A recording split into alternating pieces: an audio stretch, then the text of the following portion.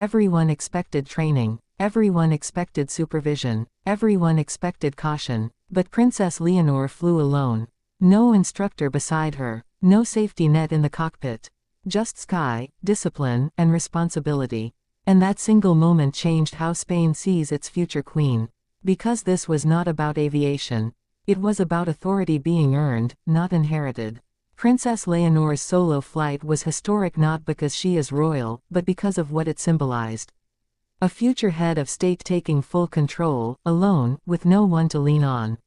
For the public, the images looked simple. A uniform, a runway, a young woman walking toward an aircraft. But inside that moment was years of preparation, pressure, and quiet family tension. This was not a ceremonial flight. It was a test. And tests do not care who your parents are. From the moment Leonor entered military training, expectations followed her relentlessly. Every step she took was watched more closely than any of her peers. Every success questioned, every mistake magnified. Could she handle it physically? Could she handle it emotionally? Could she command respect without her title doing the work for her? Those questions followed her into the cockpit. The solo flight represented the line no one else could cross with her. No advisor, no instructor, no royal protection. Once airborne, she was responsible for every decision, every correction, every second. This creates the first deep curiosity loop. Why did the military allow this moment to happen now? Because Leonor had earned it. Solo flight is not granted on reputation. It is granted on performance. Before this moment, Leonor had already proven consistency, discipline, composure under pressure. Those training beside her reportedly stopped seeing a princess long before this flight. They saw a cadet who kept up, who listened, who corrected mistakes without defensiveness. That matters in military culture. Inside the royal family, this moment carried a different weight. Queen Letizia is said to have felt the emotional gravity more than anyone. A mother watching her daughter assume real risk. Not symbolic risk. Not rehearsed risk. Real responsibility. King Felipe understood the moment differently. As a former military officer himself, he knew exactly what a solo flight represents. Not bravery. Trust. Trust from instructors. Trust from the institution. Trust in one's own judgment. This was not about fearlessness. It was about control. And Leonor displayed it. Witnesses describe her before takeoff as focused, not nervous. Quiet. Contained. No performance. No dramatics. That restraint is telling, because those who crave attention do not survive long in environments like this. The aircraft lifted, and with it, a symbolic barrier collapsed. For the first time, Spain saw its future queen completely alone in command. That image matters, because monarchy today struggles with relevance, with authority, with legitimacy, and legitimacy is built on competence, not ceremony. This leads to the next curiosity loop. Why has Leonor embraced military rigor so fully when she could have followed a softer path? Because she understands something fundamental. Respect cannot be demanded by birthright alone. Her generation does not accept inherited authority without proof. And she knows she must prove herself to people who will never bow automatically. Military training does that. It strips away privilege. It exposes weakness. It demands accountability. The solo flight is one of the clearest expressions of that accountability. If she failed, there would be no excuse. If she succeeded, it would be hers alone. She succeeded. But the deeper impact came after landing. No dramatic gestures. No visible celebration. Just a quiet acknowledgement. That reaction reveals more than applause ever could. Because it shows internalization. Leonor was not chasing approval. She was meeting a standard. Those who have worked closely with her say this moment marked a shift. Not in skill, but in confidence. Not loud confidence, anchored confidence. The kind that does not announce itself. This is where the phrase future Iron Queen begins to make sense. Not iron as in cold. Iron as in forged. Forged through pressure, through repetition, through responsibility. Iron does not bend easily. But it also does not break under heat. That metaphor fits Leonor's trajectory. Her path has not been romanticized. It has been demanding, and that has shaped her. Another curiosity loop emerges. How does this moment change her public image? It grounds it. no longer just a symbol of continuity, but a demonstration of capability. In a world skeptical of institutions, moments like this matter more than speeches. They show action. They show willingness to be judged by the same standards as others. And that resonates deeply. There is also a generational message embedded here. Leonor is not presenting herself as untouchable. She is presenting herself as accountable. That distinction may define her reign more than any policy. The solo flight also carries a quiet emotional cost. Training hardens people. It requires emotional containment. Leonor has learned early how to manage fear without showing it. How to absorb pressure without externalizing it. That strength comes with isolation. But it also comes with clarity. Those close to her say she understands now that leadership often feels lonely. Because responsibility cannot be shared in critical moments. That lesson was reinforced thousands of feet above the ground. When she landed, nothing looked different on the surface. But something had shifted underneath. She had crossed an invisible threshold. From preparation into proof. This was not a headline moment alone. It was a personal one. And it will stay with her. Years from now, when decisions carry political and emotional weight, she will remember a time when she trusted herself alone in the sky. That memory matters. Because leadership is not about certainty. It is about judgment under uncertainty. This solo flight was judgment made visible. And it answered a question many had not yet asked out loud. Is Princess Leonor ready to carry real responsibility? This moment says yes, not because she is fearless, but because she is prepared. And preparation is the quiet foundation of lasting authority. Spain did not just witness a princess flying solo. It witnessed a future queen stepping fully into command. What happened after that day is just as important as the flight itself. Because history is not shaped only by moments of action, but by how those moments echo forward. Inside the military environment, Leonor's status shifted subtly but decisively. She was no longer simply the royal trainee. She was someone who had crossed the same threshold as everyone else. That matters more than titles ever could. Those training alongside her reportedly adjusted their behavior without being told. Less careful distance, more professional equality. That kind of respect cannot be ordered. It appears only when competence is undeniable. This leads to another curiosity loop. What does this moment reveal about the kind of Queen Leonor intends to be? The answer is not dramatic.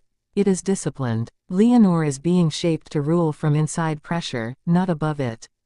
From understanding risk, not avoiding it. That approach stands in contrast to how many modern royals are perceived. Protected, managed, insulated from consequence. Leonor's training rejects that image entirely. She is being introduced to responsibility in its rawest form. Where decisions have immediate outcomes. Where hesitation matters. Where confidence must be earned every single day. The solo flight encapsulated that philosophy perfectly. There is also a quiet emotional truth behind this moment that few talk about. Flying alone requires an acceptance of solitude. Not emotional loneliness, but operational solitude. You must trust your own judgment. You must accept that help is not always available. That lesson mirrors leadership more than any classroom ever could. Leonor absorbed that lesson early. And that is where the family dimension deepens again. Queen Letizia is said to have watched the footage later, privately. Not as a public figure. As a mother. Pride mixed with fear. Admiration mixed with restraint. Because watching your child take control in a high-risk environment forces a painful kind of trust. Letting go. King Felipe, on the other hand, understood the moment as a passage. Not something to celebrate loudly, but something to respect quietly. He knows that moments like this build inner authority, the kind that does not need reassurance. That shared understanding between father and daughter matters. It creates continuity, not of power, but of responsibility. The public response also revealed something telling. Many expected spectacle, they got substance. And the reaction was different. Less awe, more respect. That shift signals a broader change in how monarchy is being received. People are less impressed by symbolism alone. They are drawn to effort. Leonor's solo flight spoke directly to that instinct. Another curiosity loop unfolds here. Does this kind of training make her emotionally distant? The answer appears to be no. Those close to her say the opposite. It has sharpened her empathy. Understanding pressure makes you more patient with others under it. Carrying responsibility makes you more aware of how heavy it can feel. Leonor's demeanor in later public appearances reflects that awareness. Calmer, more deliberate, less performative. She does not rush moments. She inhabits them. That is not softness. That is control. The phrase future Iron Queen has circulated because people sense something solid forming. Not rigid, not unfeeling, forged. Iron becomes strong not by avoiding fire, but by passing through it repeatedly. This flight was one such fire. And it will not be the last. Leonor's path is clearly designed around cumulative trials. Each one small enough to be manageable, but serious enough to matter. That accumulation builds resilience. Years from now, when she faces moments of national consequence, decisions that cannot be delegated, pressure that cannot be escaped, this experience will quietly inform her response. She will remember trusting herself when there was no one else to rely on. That memory is power, not the kind displayed, but the kind stored. The ultimate truth of this historic first is not about aviation records or royal milestones. It is about identity formation. Princess Leonor is not waiting to become strong when she ascends the throne. She is becoming strong now. In silence, in discipline, in moments where applause is absent. That is how lasting authority is built. And that is why this solo flight will be remembered not as a headline, but as a foundation.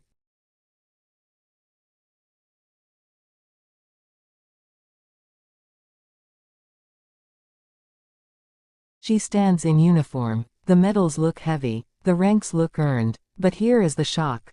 Princess Leonor is not playing soldier. She is being shaped for command. And the truth most people miss.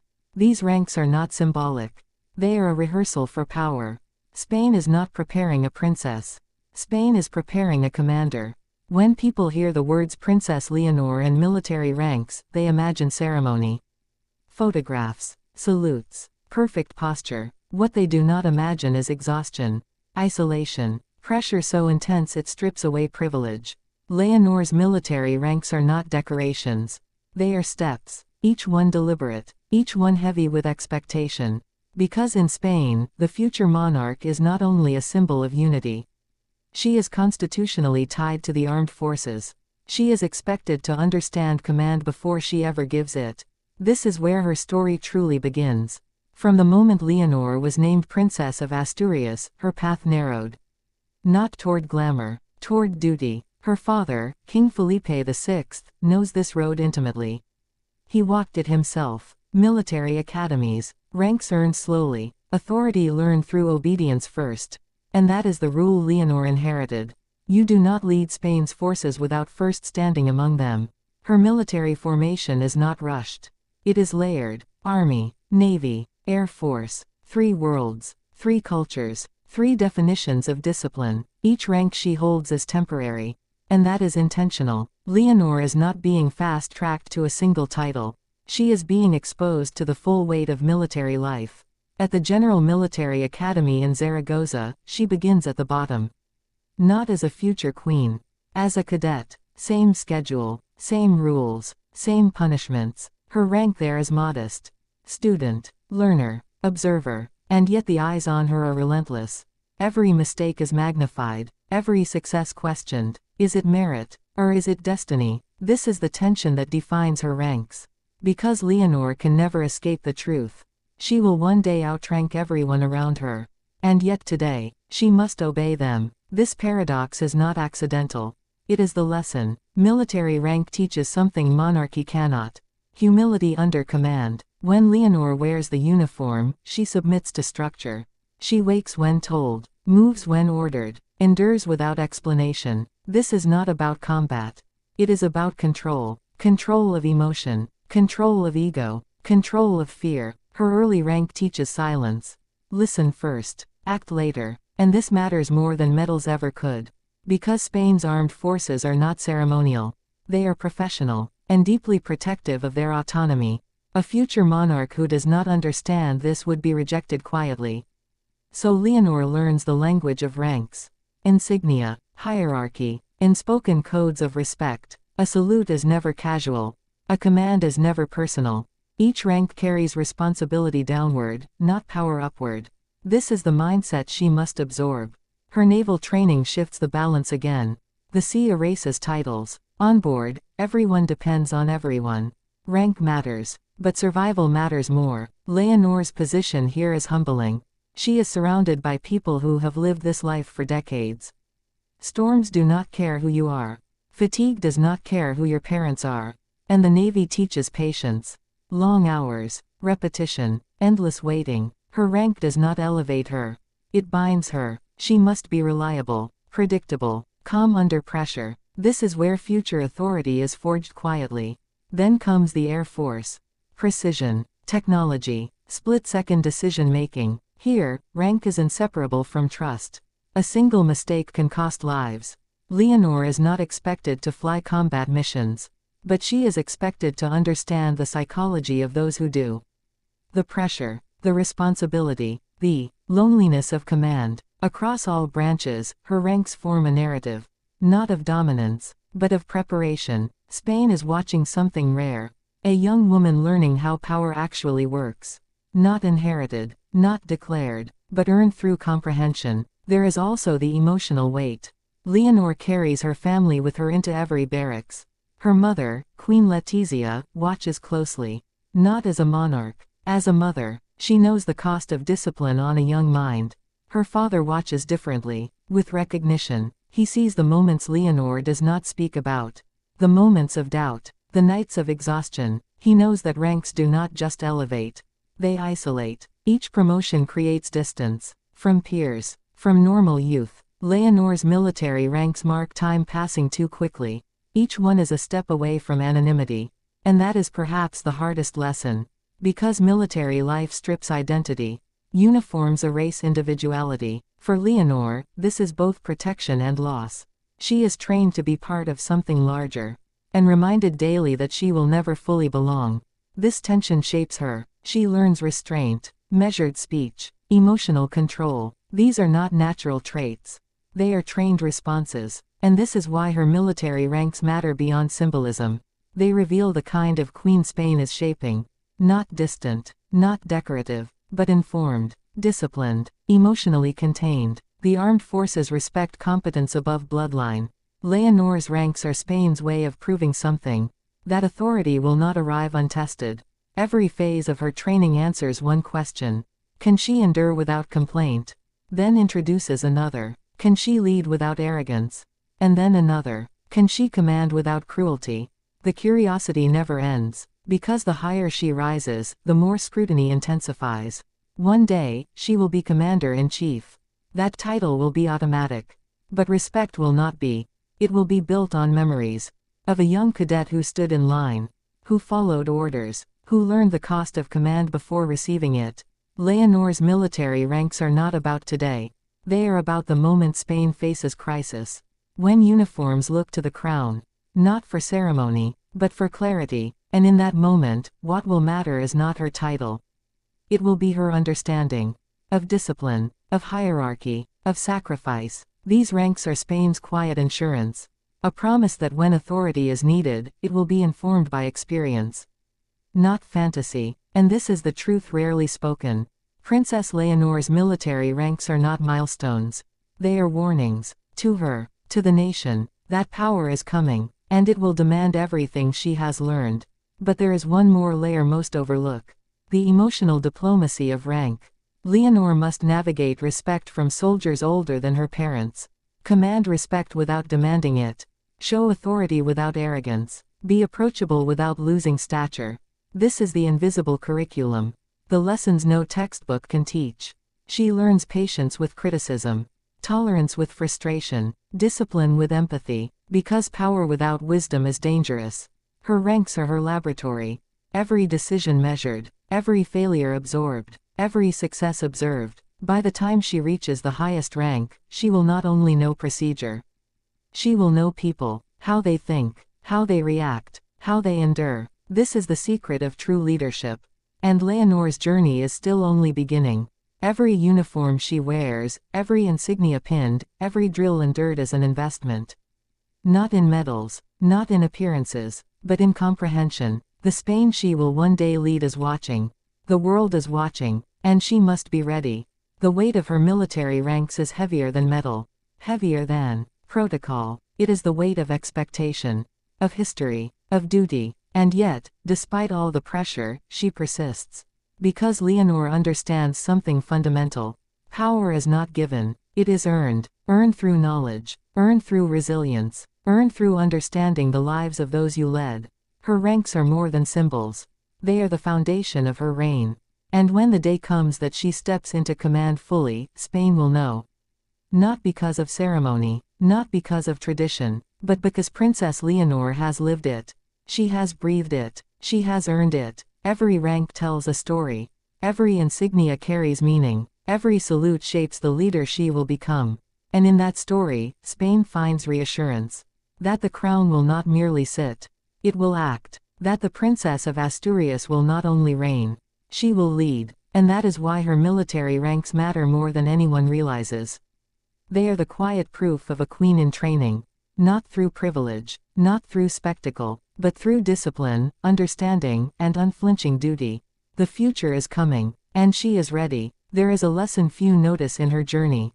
Every rank she wears is temporary. Every insignia is a reminder.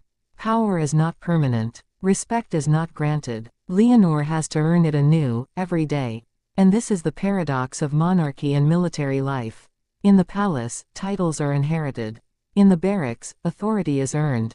She lives in both worlds simultaneously. Neither forgiving, neither gentle. Her daily routine is rigorous. She wakes before dawn, runs drills, studies military history, learns strategy, memorizes protocols. Then she returns to the palace. To schoolwork, to family duties, to public appearances. And every step of the way, she is measured. By instructors, by peers, by the nation. Even small mistakes are amplified under the gaze of tradition and expectation. But this is intentional. Every difficulty she faces is a mirror. A reflection of what it takes to command, to govern, to endure. In this crucible, leadership is distilled. It is tested. It is honed. It is shaped by trial, not title. Her father, King Felipe, knows this well. He remembers nights at the academy, alone in his dorm, questioning every decision. He remembers the weight of responsibility pressing before he ever had the crown. Leonor is walking the same path. And he watches, quietly, ensuring she learns the lessons without sheltering her from their difficulty. Her mother, Queen Letizia, is the guardian of her emotional resilience. She knows that endurance is not just physical.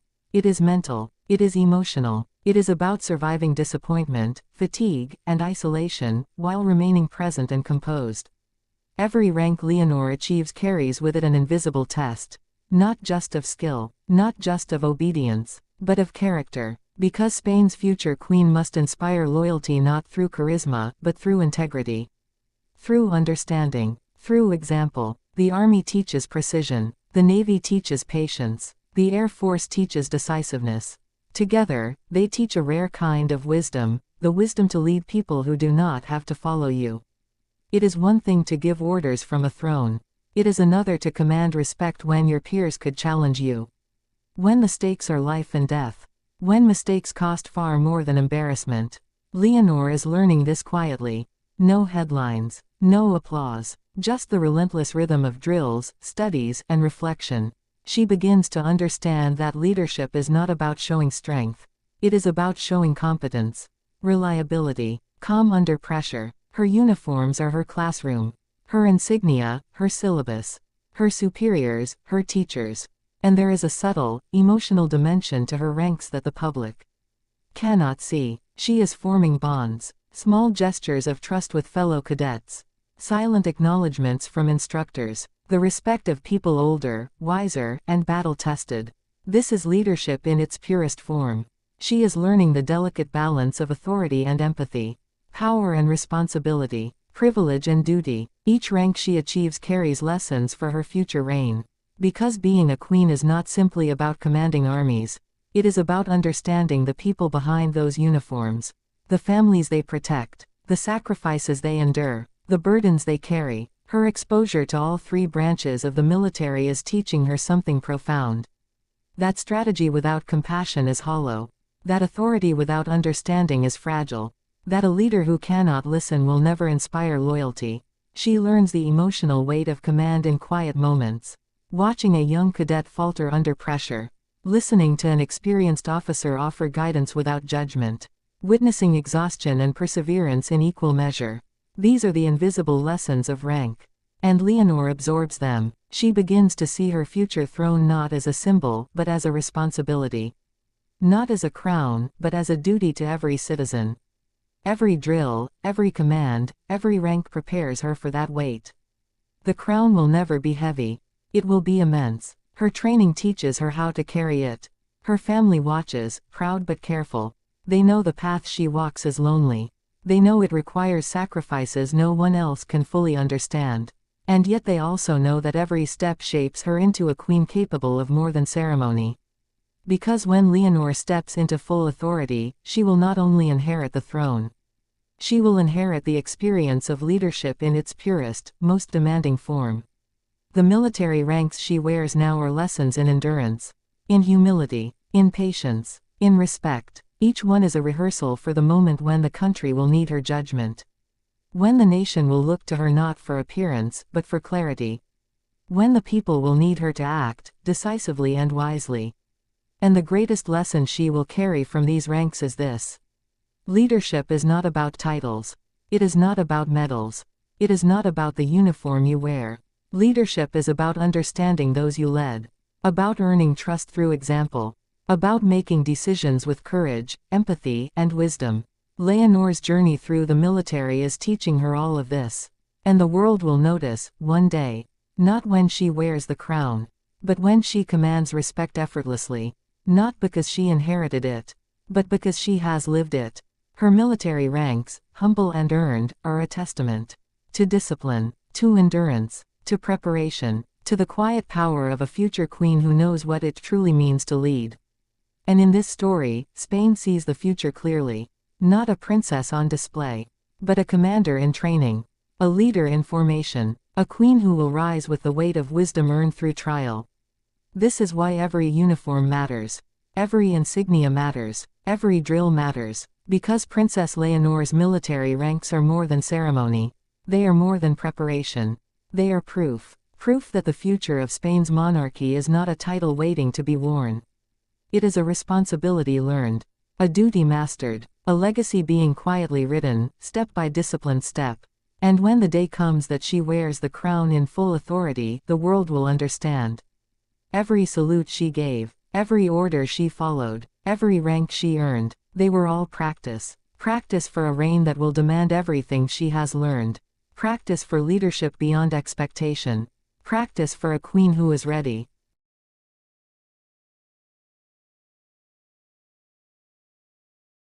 Blood, crown, and sisterhood, Spain's most influential royal pair.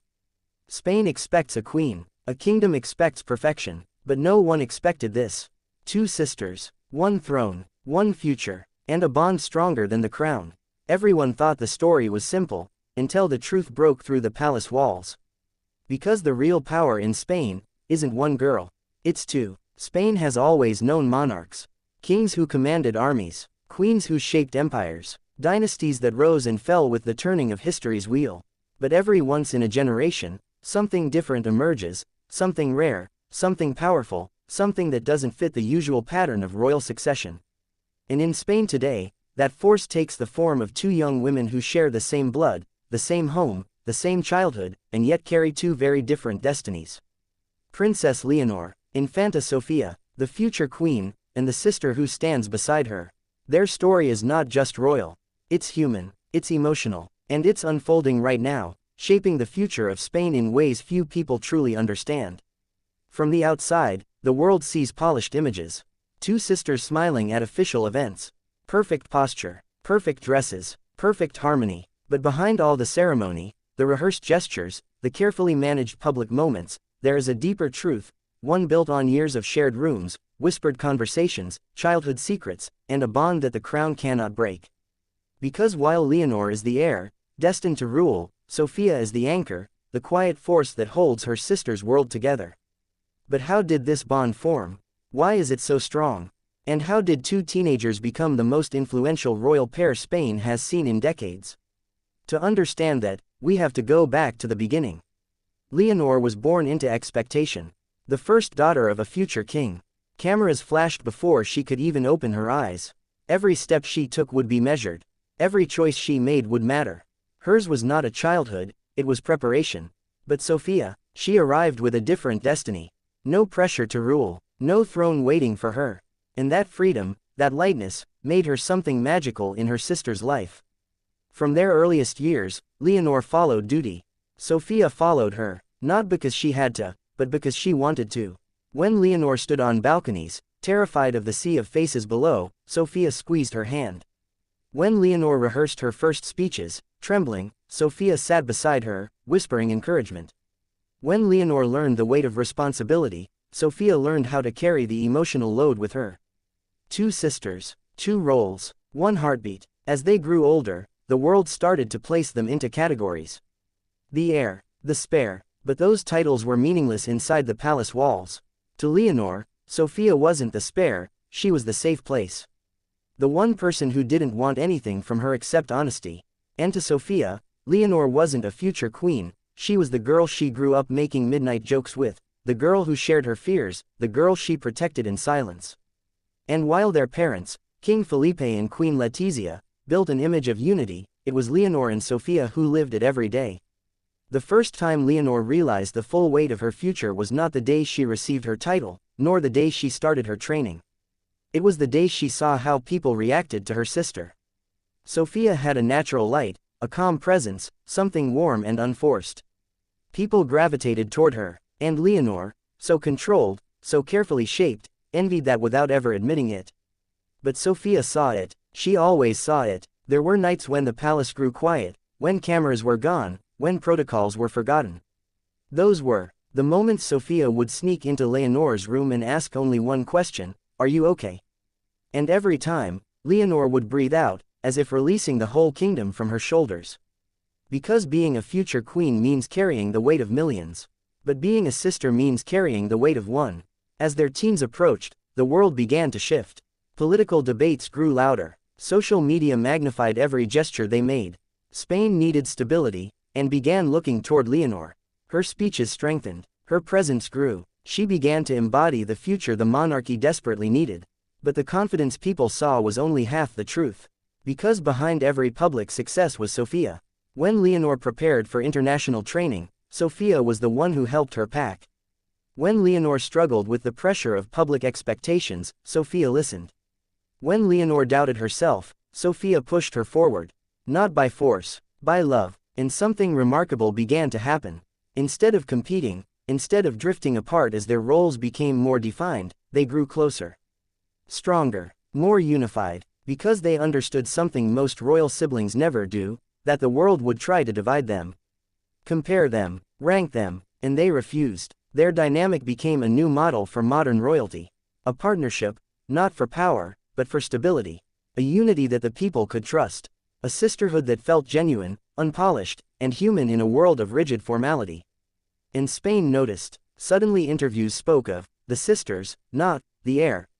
Public interest began focusing not just on Leonor's future, but on Sophia's presence, her calmness, her intelligence, her quiet influence. People realized she was not a background figure. She was part of the story, part of the strength of the crown. Because a queen stands tallest when she does not stand alone. As Leonor stepped deeper into her military training, the world saw a young woman transforming into a leader. But what they didn't see were the messages between her and Sophia. The late-night calls, the shared jokes, the emotional support, the reminders that even the future queen was still a teenager, still human, still someone who needed her sister. And Sophia, in her own way, grew into something equally powerful, a symbol of balance. Of humanity, of the part of the monarchy that feels accessible and real. The public didn't choose between them. They embraced them both. A duo, a partnership, a living story of what royalty can look like in the modern era. But here is the curiosity. The more Leonor rose, the more Spain began to notice something extraordinary. Sophia wasn't fading. She was rising too, not in power, not in authority, but in influence. Influence built not through speeches or titles, but through authenticity. And that created a new question, one the world is only beginning to explore. What happens when a future queen and her sister become equally essential to the image of the monarchy? Because Leonor may inherit the crown, but Sophia shapes the heart of the nation. This is not a rivalry. This is not competition. This is evolution. The crown represents strength. The bloodline represents continuity. But their sisterhood, that represents the future. Together they bridge tradition and modernity, duty and humanity, expectation and authenticity. And in a world where monarchies survive not by power, but by connection, this is their greatest weapon. Two sisters, two roles, one destiny intertwined. Leonor will lead Spain with the authority of a queen. Sophia will support Spain with the sincerity of a sister. And the people, they're beginning to understand something profound. Spain's future isn't built on one royal woman, but on two: blood, crown, sisterhood, a force no throne can create, and no kingdom can ignore. Heirs of destiny, Leonor and Sophia. Everyone thinks they know Spain's future. Everyone assumes the crown will follow a straight line. But suddenly, everything shifted. Because behind the polished royal gates, two sisters rewrote the meaning of destiny. And the world never saw it coming. From the very beginning, the story of Princess Leonor and Infanta Sofia was never just about birth order. It was about the unspoken bond of two girls raised under the weight of a crown, one destined to wear it, the other destined to protect the one who will. The value of their journey reveals itself immediately. Two daughters growing up in the most observed family in Spain. Two hearts shaped by pressure, tradition, and the constant reminder that their lives, every movement, every word, would echo through history. Leonor, the elder, stepped first into the spotlight. Her early speeches, small and nervous at first, became symbols of a changing monarchy. Spain saw her grow from a quiet child into a young woman whose voice carried both discipline and emotion. But behind that transformation was someone equally important: Sophia. Because while the world watched Leonor, Sophia watched something else: the cost. This is where the first curiosity opens. How do you grow up knowing your sister's life will be carved by duty, while yours is shaped by service to her? And why, despite the imbalance, does their bond seem stronger than most siblings? To understand that, we need to return to their childhood. They were raised not in isolation, but in a home where Queen Letizia emphasized unity. She taught them that royalty is not a privilege, it's a responsibility. She made them read, debate, discuss history, ethics, and the real struggles their country faced. And King Felipe guided them with quiet discipline, shaping them into young women who understood that the world was bigger than their palace. Leonor was trained earlier, yes, but Sophia was trained alongside her, not as a shadow, but as a mirror. A confidant, a partner in every step of an unpredictable future. Here's where another curiosity loop forms. Why does Spain increasingly see Sophia as the silent power beside the throne? And how does this change the monarchy's future? The answer lies in the moments the public rarely sees. The late-night study sessions at Zarzuela. The shared notebooks from their school years. The way Leonor looks at Sophia before every major appearance, grounding herself with her sister's presence. These moments reveal something deeper. Sophia isn't just accompanying her sister. She's reinforcing her. When Leonor attended the military academies, Spain watched her march, endure, and rise. But what they didn't see was the fierce encouragement from Sophia each time the crown princess doubted herself. It was Sophia who reminded her of the legacy she was born into. It was Sophia who made her laugh on days when training left bruises both visible and invisible. Their bond became a force, subtle, powerful, and unbreakable. Then came the turning point. Public appearances began showing something unexpected, a shift in dynamic. Sophia wasn't just the younger sister. She became the calm anchor in every official scene, a future national figure in her own right. So we ask another question. What role will Sophia play in the monarchy's next era? And how does Leonor feel knowing her reign depends not only on her strength, but on her sister's loyalty? The truth is emotional and real. Leonor trusts Sophia in ways no one else can replicate. She leans on her, not as a queen in training, but as a sister who knows her fears, her doubts, and her quiet dreams. In Sophia, she accepts the role not with jealousy, but with pride. She understands that the crown cannot survive without unity.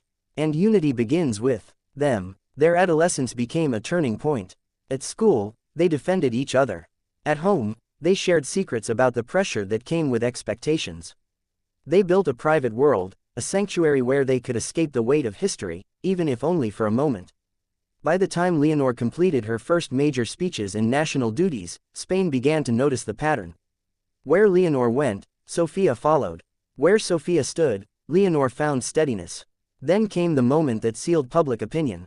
Their appearance together at the Princess of Asturias Awards. Leonor spoke with power and clarity, but Sofia's presence beside her, poised, confident, protective, became one of the most defining images of the modern monarchy. It was then that Spain realized. Leonor may be the future queen, but Sofia is the guardian of that future. This evolving partnership draws comparisons to other historic royal pairs, but none truly match it. Because this story isn't about rivalry.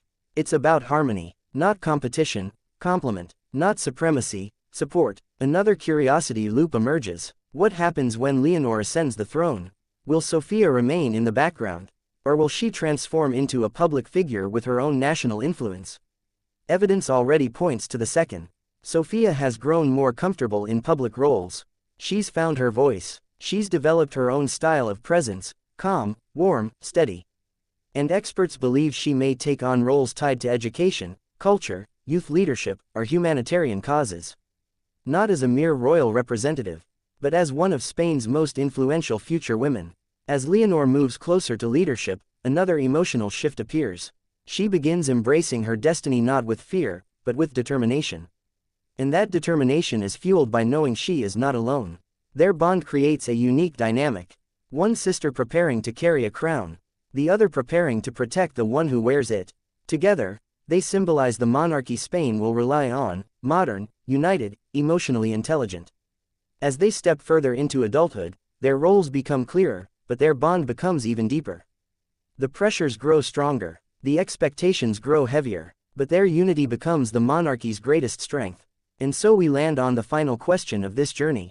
What truly makes Leonor and Sofia the heirs of destiny? It's not titles, it's not bloodlines, it's not ceremonies, or photos, or grand speeches. It's the love between them, the loyalty, the quiet promises made when no cameras are present, the shared understanding that destiny is not carried alone, it is carried together. Two sisters. Two futures intertwined, two hearts shaped by the same destiny. Spain watches them, not because they are royalty, but because they are a reminder that leadership begins not with power, but with family. This is their story, their journey, their destiny, and the world is only beginning to understand what these two sisters will become. Applause, and Leonor's laughter filled the hall. For that brief moment, she wasn't the future queen. She was just Leonor, a young woman enjoying life, music, and connection. This visit to Navarra became a turning point in how Spain saw her. Gone was the distant figure of royal duty. In her place stood a leader who could bridge tradition with humanity. Every smile that day told a story, of a girl who once struggled to speak in public, now making entire regions smile through her presence. Every laugh revealed confidence born not from titles, but from self-acceptance. And behind every funny moment, there was something deeper, the realization that Spain's next monarch will rule not through formality but through empathy. When Leonor finally left Navarra, the air was filled with emotion. Locals waved until her car disappeared from sight. She waved back with that same radiant smile, the one that no protocol could ever teach. Later that night, social media exploded with clips and photos. Leonor laughing in Navarra became one of Spain's top trending phrases. International outlets picked it up, calling her Europe's most relatable princess. In private, perhaps she reflected on that day with her family. Maybe she shared her favorite moments with Queen Letizia and King Felipe over dinner. Maybe she told Sofia about the spicy pincho and the arrow gone wrong. We can imagine her laughter echoing again, softer now, but full of warmth. That visit wasn't about formality. It was about connection. It was about a future queen showing that even under the crown, there beats a human heart, curious, imperfect, joyful. And so, Navarra smiled. Because for one unforgettable day, they didn't just host royalty. They met a young woman who reminded them that even queens can laugh, stumble, and find beauty in the unexpected. Princess Leonor's laughter became the melody of that visit, spontaneous, genuine, unforgettable. And as Spain watched, one truth became clear: her reign, when it comes, will be built not on distance but on warmth. The people saw it. They felt it. They believed it. Navarra smiled, because Princess Leonor made the world smile with her.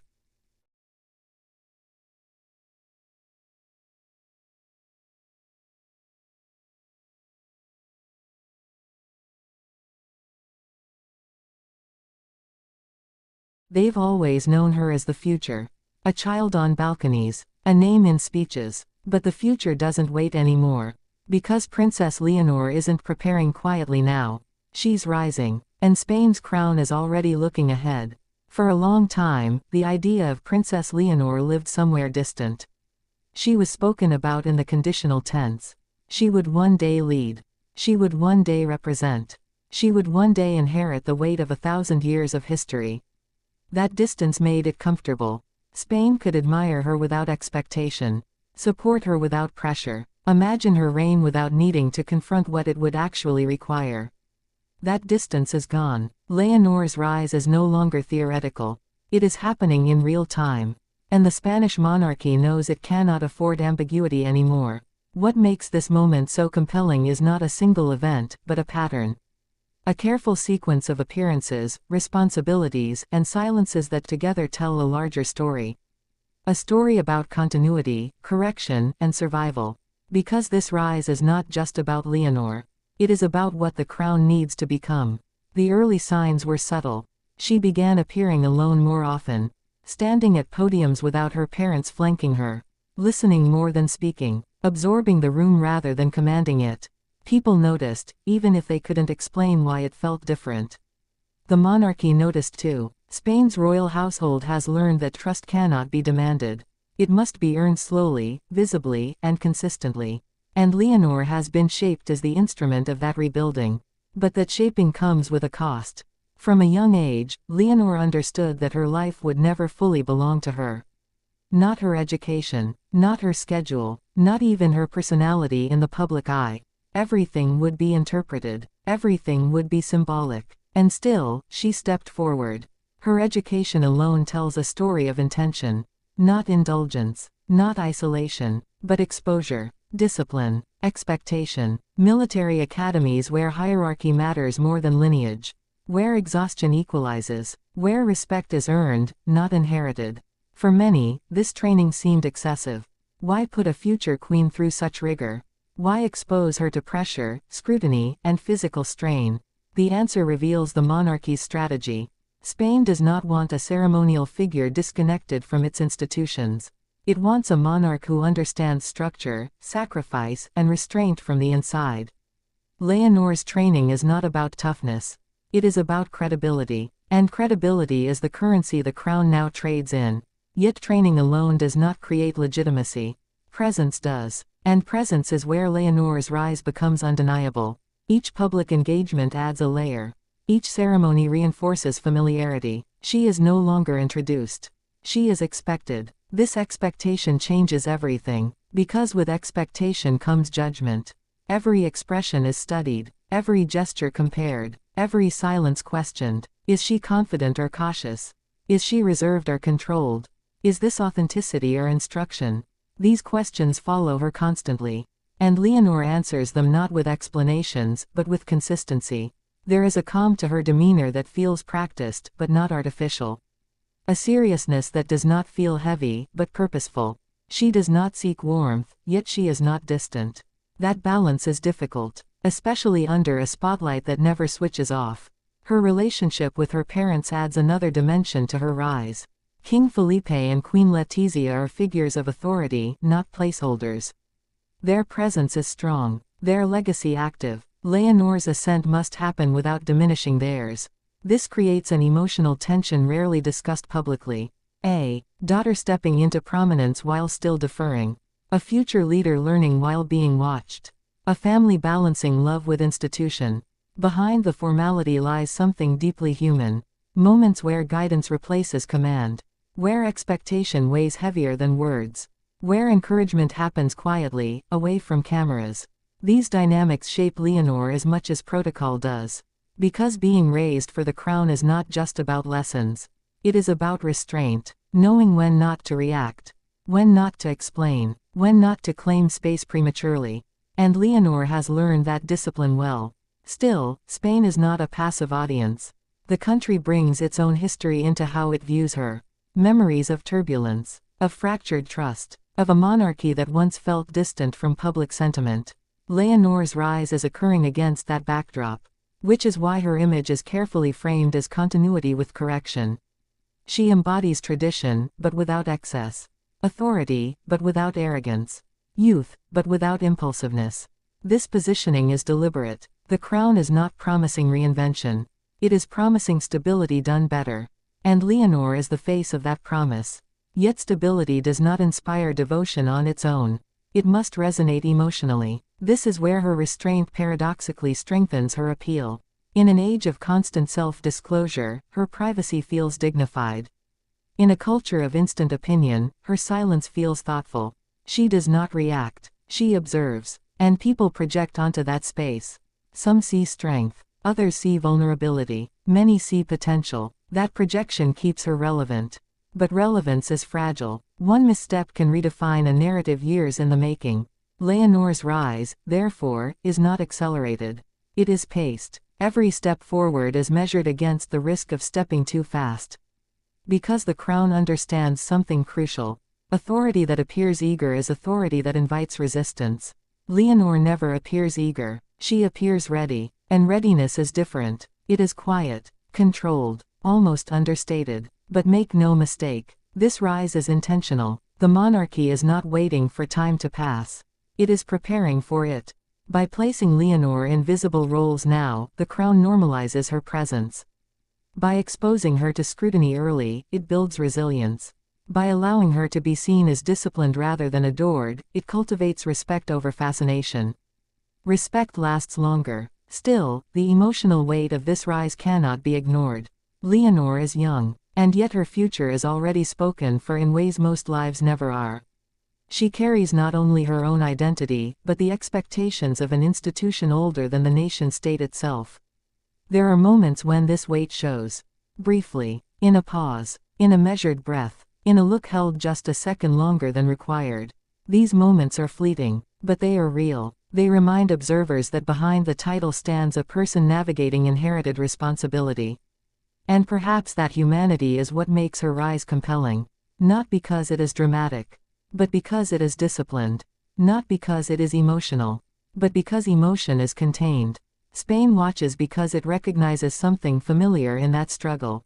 The balance between individual desire and collective expectation. Leonor's rise mirrors the country's own negotiation with its future. How to honor the past without being trapped by it. How to modernize without erasing identity. How to move forward without forgetting lessons learned. The crown looks to the future through her not because she promises change, but because she promises continuity with awareness.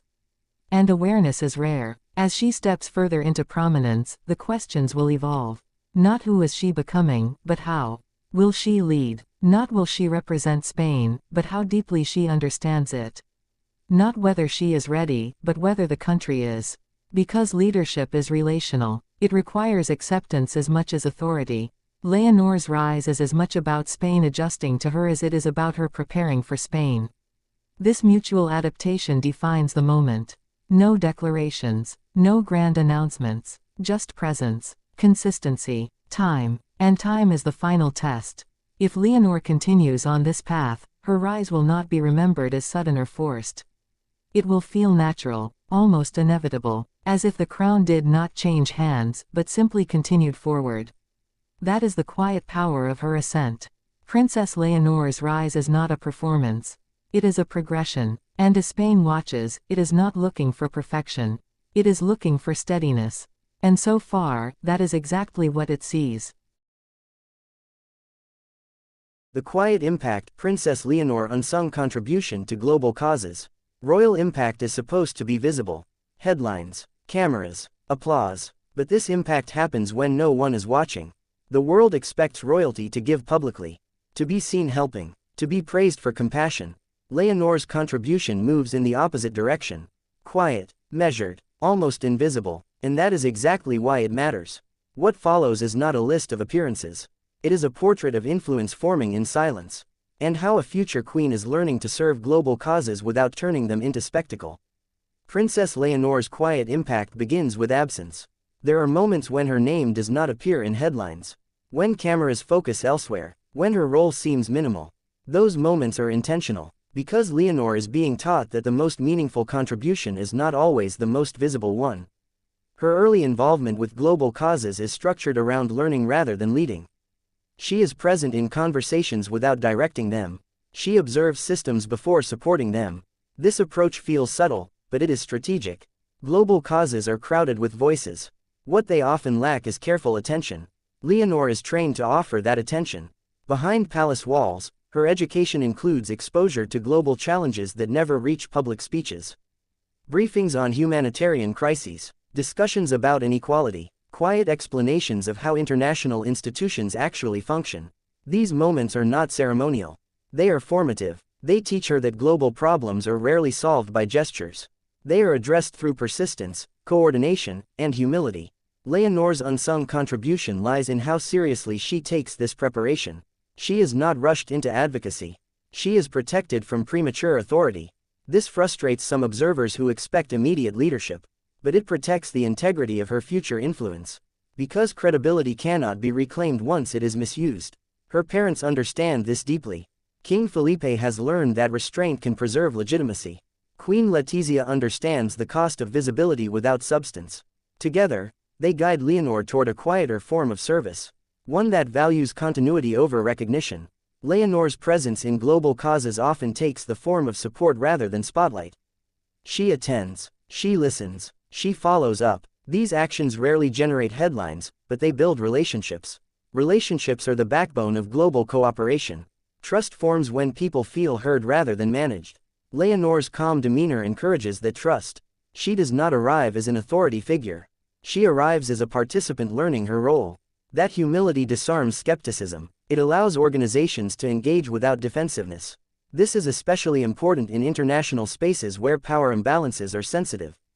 Leonor's youth also shapes her impact. She represents continuity without dominance. Her presence signals long-term commitment rather than short-term publicity. Global causes respond to this. They see a future leader investing time before claiming influence. This creates a different kind of respect. Her unsung contributions also include internal change. Leonor brings global awareness back into the monarchy. Conversations she hears abroad inform discussions at home. Perspectives she absorbs influence how future priorities are framed. This internal ripple effect is rarely acknowledged. But it matters. Because monarchy does not act alone. It advises. It convenes. It sets tone. Leonor's growing understanding of global challenges shapes that tone quietly. She becomes a bridge between generations. Between traditional royal responsibility and modern expectations of accountability. Her contribution is not about solving crises. It is about understanding them well enough not to oversimplify. This restraint protects the dignity of the causes she supports. There is also emotional labor involved. Leonor is exposed to suffering she cannot personally alleviate. This creates frustration, empathy, helplessness. Her training teaches her to sit with those feelings without turning them into performance. This emotional discipline is difficult. It requires maturity beyond her years. It also deepens her compassion. She learns that service is not about fixing everything. It is about staying present even when solutions are slow. This presence is her quiet gift. Her relationship with her sister reinforces this grounding. Shared experiences of responsibility remind Leonor that service is not solitary. It is sustained through connection. That sense of shared purpose keeps her impact steady rather than overwhelming. Leonor's unsung role also includes symbolic reassurance. For global partners, her involvement signals stability. It suggests that Spain's commitment to international cooperation will continue beyond individual reigns. That continuity matters in a world marked by political volatility. Her presence reassures without announcing itself. It offers confidence without pressure. This kind of influence does not trend. It endures. Leonor's quiet impact challenges assumptions about leadership. It suggests that influence does not require constant visibility. That contribution can exist without applause. That service can be sincere without display. As she grows, her role will naturally become more visible. But its foundation will remain quiet. Built on listening, on learning, on restraint. These qualities are not celebrated often. But they are essential for global causes that depend on trust. Leonor's unsung contribution is therefore not measured in projects launched or funds raised. It is measured in relationships preserved, in credibility maintained, in dignity protected. She is learning to use her position to amplify others rather than herself. That choice shapes her future leadership. When she eventually speaks with authority, it will be grounded in experience rather than assumption. Her words will carry weight because they were preceded by silence. This is the quiet impact that cannot be photographed. The impact of preparation, of patience, of principled restraint. Princess Leonor's contribution to global causes is not loud. It is steady, and in a world overwhelmed by noise, that steadiness may be her most powerful legacy. Not because it demands attention, but because it earns trust. This is how her influence grows. Not in moments of applause, but in the spaces between them, and that is where lasting change begins.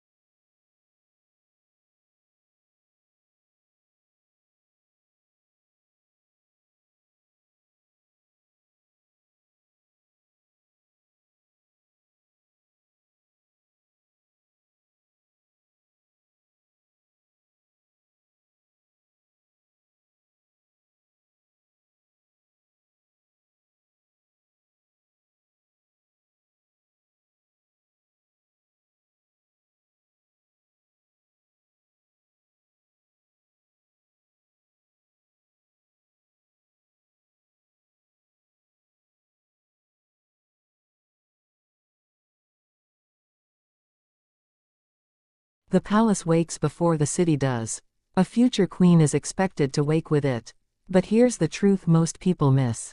Princess Leonor's day isn't about crowns. It's about control, pressure, and preparation.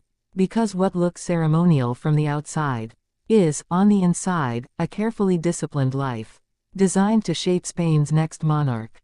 Morning begins quietly. No cameras, no applause. Leonor rises early, often before sunrise, not because she must be seen, but because routine is power in royal life. The room is modest by palace standards.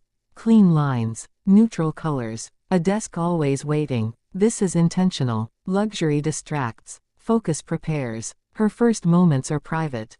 A few minutes of silence. Sometimes reading, sometimes reflection. Not prayer as spectacle, but grounding. Because from the moment she steps into the day, nothing truly belongs only to her. Breakfast is structured, not indulgent.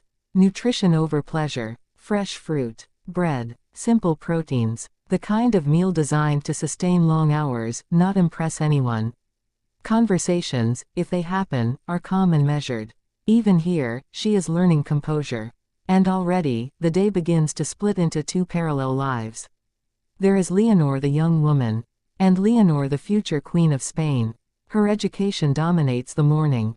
Academics are not symbolic, they are relentless. History, constitutional law, international relations, languages. Every subject carries an unspoken weight. You are not learning this for grades. You are learning this because one day, decisions will echo through generations. She studies Spain's past not to admire it, but to understand its fractures. Monarchy here is not inherited comfort. It is inherited scrutiny. Every mistake of history is a lesson she must memorize. Languages come next. Spanish refined to precision, English polished to diplomacy, French for European dialogue, sometimes other languages woven in, because global relevance is no longer optional. Each accent corrected, each pause measured, even silence is trained. But here's the part rarely shown. Between lessons, Leonor trains her presence. Posture, stillness, how to enter a room without dominating it, how to listen without appearing uncertain, how to hold emotion without suppressing humanity. These sessions are quiet, intense, and emotionally demanding. Because the crown doesn't forgive impulsive reactions.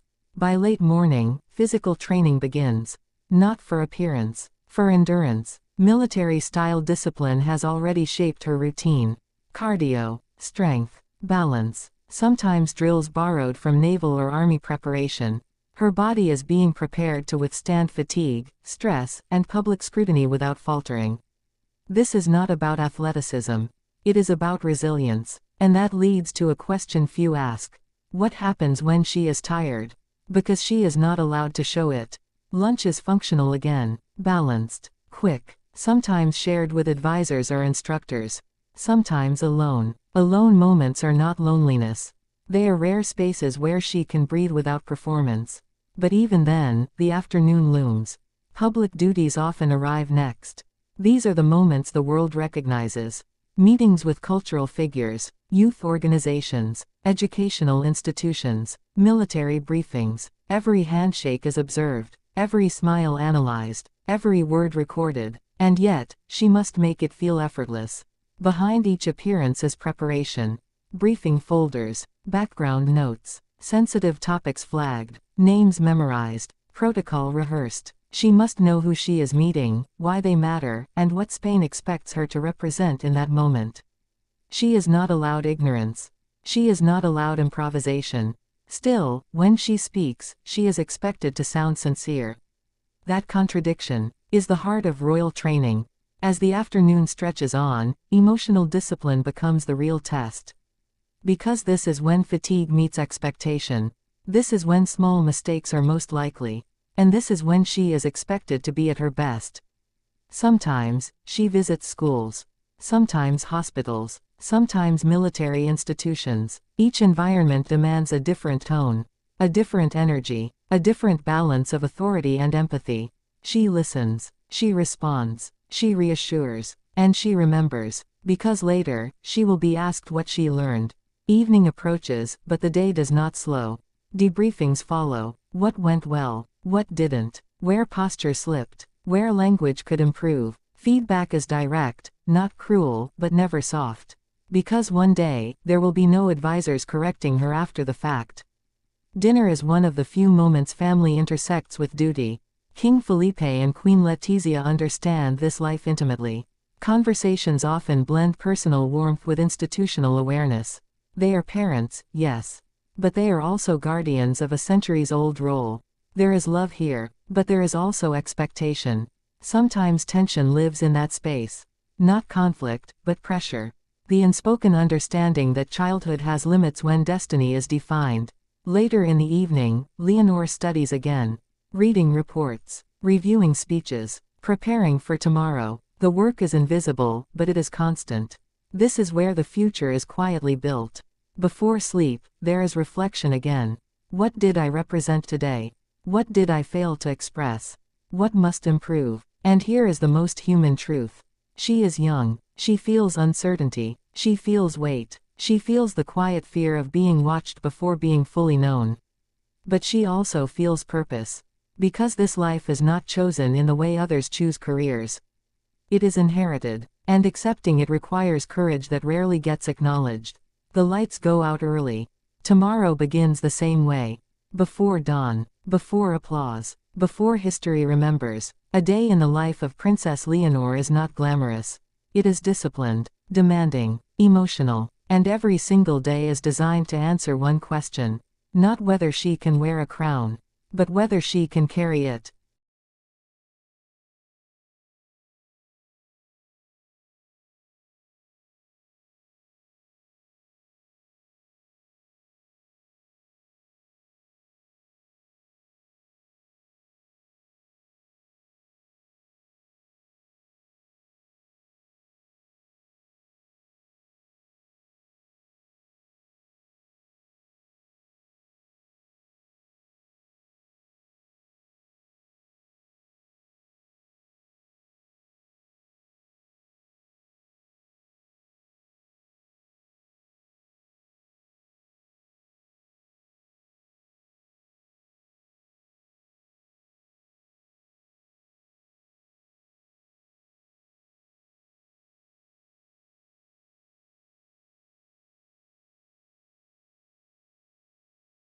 The royal sister bond, how Princess Leonor and Infanta Sofia changed the future of the Spanish monarchy. They grew up in the same palace. They followed the same rules. Everyone expected the future queen to walk ahead, and her sister to walk behind. But 2025 shattered that story. Because the real secret is this: the Spanish monarchy didn't change because of one girl. It changed because of two, moving in perfect balance. From the moment the world first saw Princess Leonor and Infanta Sofia step into public life together, something felt different. They didn't compete. They didn't drift apart. They didn't fall into the quiet tension that often shadows royal siblings. They moved like a unit, two halves of the same story, each giving the other strength in a world that demands perfection from the moment they wake up. But here is the twist no one expected: their bond didn't just strengthen their relationship. It reshaped how Spain, Europe, and even royal watchers across the world viewed the future of the Spanish monarchy. A future built not on hierarchy, but on harmony. It began quietly, the way monumental things often do. Long before cameras followed their every step, long before newspapers analyzed every gesture, the sisters built a private rhythm, a language made of glances, shared smiles, and unspoken support. One would take the spotlight. The other would steady the moment. One would speak. The other would watch the room. Two roles, constantly switching, evolving, strengthening. But when Princess Leonor began her military training, the world wondered if the bond would crack. She was pushed into harsh schedules, early mornings, discipline, duties far away from home. It was the first time in their lives that the sisters were physically separated for long periods. And for the first time, Spain saw Sofia standing at events without her older sister by her side. But here is where the curiosity loop sharpens. Instead of drifting apart, the distance pulled them closer. Each time Leonor returned home for public duties, Sofia stood beside her not as the spare, but as a stabilizing force. Their chemistry was unmistakable. Sofia's calm presence grounding Leonor's rising responsibility, Leonor's leadership lifting Sofia's growing confidence. Their bond matured right in front of the cameras. And the public felt it. Suddenly, people weren't just watching Leonor prepare to be queen. They were watching two sisters learning how to balance tradition, duty, and modernity together. The monarchy didn't look cold or distant. It looked human, real, united. The emotional value deepened at the award ceremonies, where their shared glances told a fuller story than any speech. Leonor's firm posture, Sofia's reassuring smile. The teamwork was subtle, but powerful. A visual message: one would lead the nation, but both would protect its dignity. Here's where a new question emerges: why did this bond matter so much to Spain? Because the monarchy has survived centuries not only through rulers, but through the families that shaped them. In a world where many royal houses are losing relevance, the Spanish royal family found something rare: authenticity. And authenticity cannot be manufactured. It comes from real relationships, real loyalty, real trust. Leonor and Sofia embodied exactly that. Their bond became even more visible during the high-pressure events of 2025. Every camera captured the same truth: they were aligned. When Leonor walked into a room with authority earned through training and discipline, Sofia matched her energy with poise and quiet strength. They communicated unity without saying a single word. And here is where the next curiosity loop forms: how does a supportive sister influence a future queen? In more ways than the public realized. Leonor's confidence grew noticeably stronger when Sophia was present. She spoke more naturally. She relaxed her shoulders. Her eye contact improved. And when Sophia took small leadership roles, greeting guests or accompanying Queen Letizia, Leonor watched with pride and reassurance. Each sister sharpened the other, like two edges of one sword. Then came the moment that defined their 2025 narrative, the public appearance where Leonor and Sophia stepped forward together, greeting crowds with a harmony so natural it went viral within hours. People weren't talking about titles or hierarchy. They were talking about connection. This appearance sparked a new wave of discussion. Would Sophia take on a more active public role in the future monarchy? And if so, how would that reshape Spain's image internationally? The answer unfolded in real time. As Leonor trained to become the future queen, Sophia quietly built her own identity, a supportive but independent figure capable of representing the family with dignity. She didn't chase attention. She simply embraced responsibility, and this balance made them stand out among royal siblings around the world. Contrast became a source of fascination. Leonor, the disciplined heir.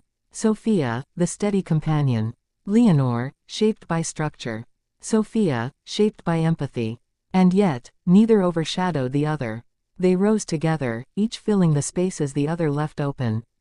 The more people watched, the more they realized that their bond wasn't just emotional. It was strategic. A monarchy built on unity is stronger than one built on competition.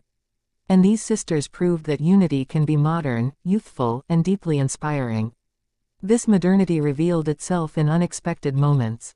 During a small cultural event, Leonor stepped forward to speak, only to pause when she couldn't find a specific word. Sophia subtly leaned in, whispered it without drawing attention, and stepped back into place. Leonor continued seamlessly. The clip went viral, not because of the mistake, but because of the quiet teamwork. Then came the formal ceremony where Sophia stood proudly behind her sister as Leonor received a new military distinction. In that moment, the contrast between their roles was clear, but so was the equality in their presence. The cameras captured something rare. Two young women who understood their duties, respected their paths, and supported each other's growth. This is where the deeper emotional layer emerges. The monarchy's future strength doesn't rest solely on Leonor's eventual crown.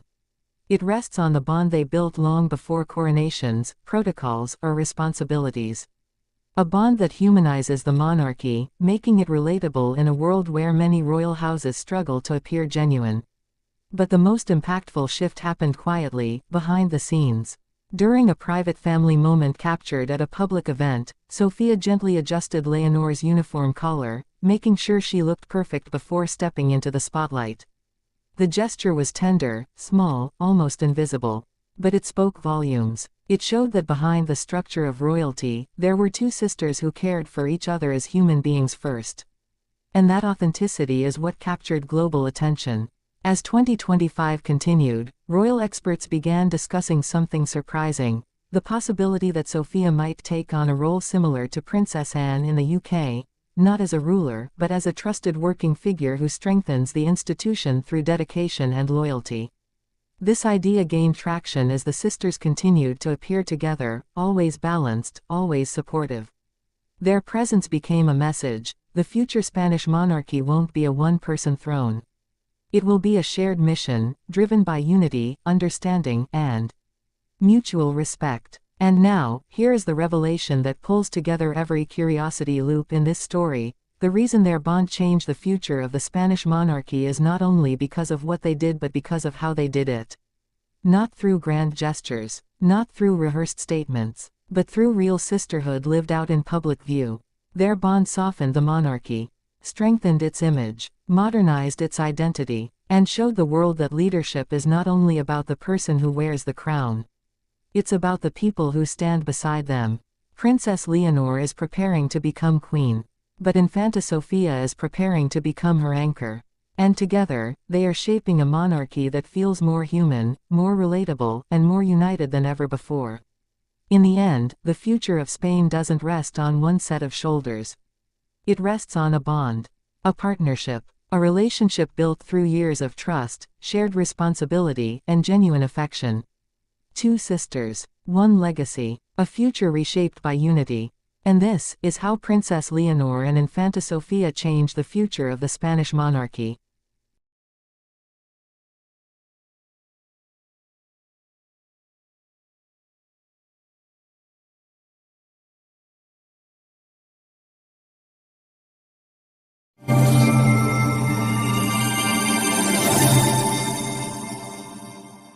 The real reason Princess Leonor is becoming the most influential future queen in Europe. Like and subscribe to Future Queen Chronicle for more daily royal updates. Everyone thinks they already know why Princess Leonor is becoming Europe's most influential future queen. Because she's young. Because she's royal. Because she's the heir. But that's the surface. The real story is deeper. More unexpected. And nothing like what the world assumed. Because the moment people thought Leonor's rise would be predictable, she made a move no one saw coming. And that move is exactly what revealed the truth: her influence isn't accidental. It's intentional, crafted, earned, and far more powerful than anyone expected. So let's uncover the real reason she's becoming the most influential future queen in Europe, and why leaders, media, and millions of ordinary people are quietly watching her every step. It begins with a question most people never ask. Why Leonor? Why her presence? Why her impact? Why now? The answers don't come from glamour or photo ops. They come from the discipline built around her since childhood, the expectations she never complained about, and the intense preparation she faced long before the public ever saw her shine. Leonor's influence didn't start the day she turned 18. It didn't start when she swore her oath to the Constitution. It didn't even start the day she entered the military academy. It began the moment the Spanish royal family realized something rare about her: she was willing to embrace responsibility before the world demanded it from her. And that willingness became the foundation of her influence. For years, the public only saw glimpses. A shy young girl in ceremonies. A respectful student in front of cameras. A daughter who watched her parents carry Spain through difficult political moments. But behind palace doors, Leonor was already being shaped into a leader with emotional intelligence far beyond her age. She wasn't taught to imitate a queen. She was taught to understand people, nations, and the weight of a crown that carries centuries of history. And that difference became her advantage. Because while most future monarchs learn protocol first, Leonor learned purpose first. This is why her presence feels different. Why her speeches resonate. Why her gestures go viral within minutes. It's not about perfection. It's about sincerity. She carries a quiet strength that doesn't push for attention, yet commands it. A confidence that isn't loud, but magnetic. And every new appearance reveals another layer of influence she never forces, but naturally embodies.